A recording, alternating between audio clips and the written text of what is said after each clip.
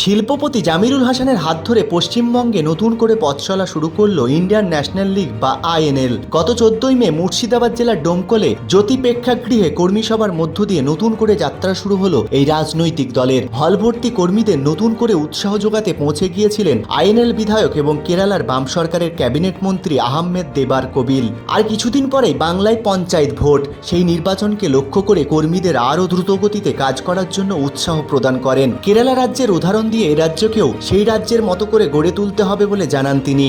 আইএনএল এর বাংলা, বিহার, ঝাড়খণ্ড, আসামের ইনচার্জ জামিরুল হাসান তার বক্তব্যে বলেন, বাংলার মানুষকে তৃণমূলের হাত থেকে মুক্তি দিতে আইএনএলই একমাত্র বিকল্প। সেই সাথে তিনি মিম করতে গিয়ে আসাউদ্দিন ওইসির কাছে ধোঁকা খেয়েছেন বলে উল্লেখ করেন তিনি আরও বলেন, মিম সব জায়গায় পরোক্ষভাবে বিজেপিকে সাহায্য করে এবং তারা একটি পারিবারিক দল, আর সেই কারণেই ভুল বুঝতে পেরে তিনি মিম ছেড়ে বেরিয়ে আসেন। এদিন আরও উপস্থিত ছিলেন আইএনএল এর সর্বভারতীয় সভাপতি মোহাম্মদ সুলেমান। তিনি তার বক্তব্যে বলেন, রাজ্যে যে অরাজকতা সৃষ্টি হয়েছে সেটা থেকে বাঁচতে আইএনএলকেই দরকার। কেন্দ্রে ফ্যাসিস্ট সরকার বিজেপি আর রাজ্যে তৃণমূল কংগ্রেস দুর্নীতি করে মানুষের অধিকার হরণ করে চলেছে। দুর্নীতিমুক্ত রাজ্য গঠনে সবাইকে এগিয়ে আসতে হবে এবং মানুষের জন্য লড়াই করতে হবে। এদিনের এই কর্মী সভায় ডোমকল মহকুমা থেকে প্রায় 105 কর্মী অংশগ্রহণ করেন। পুরো সভাটি পরিচালনা করেন রাজ্য সভাপতি মোহাম্মদ সালাউদ্দিন।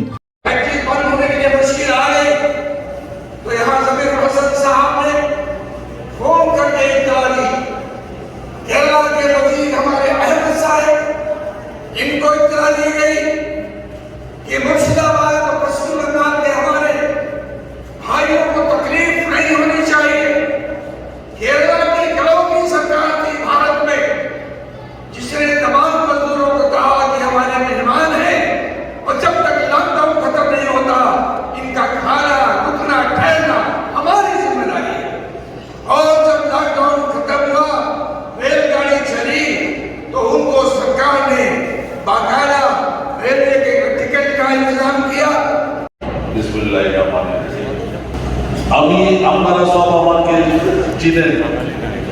আমি 1904 আজ থেকে 20 বছর আগে ন্যাশনাল লীগ জয়েন করেছিলাম।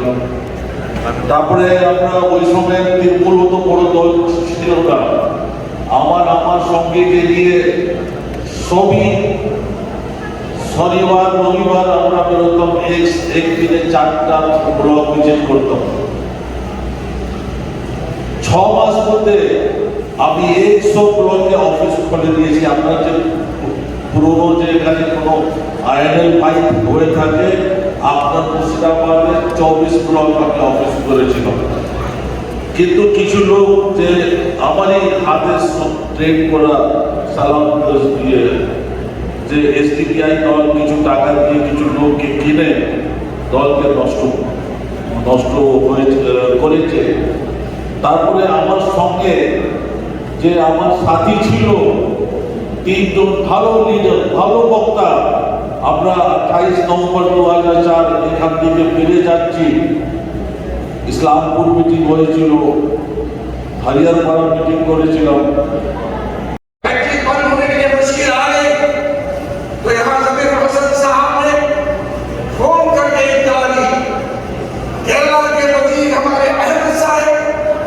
इनको इत्तला दी गई कि मुर्शिदाबाद और पश्चिम बंगाल के हमारे भाइयों को तकलीफ नहीं होनी चाहिए।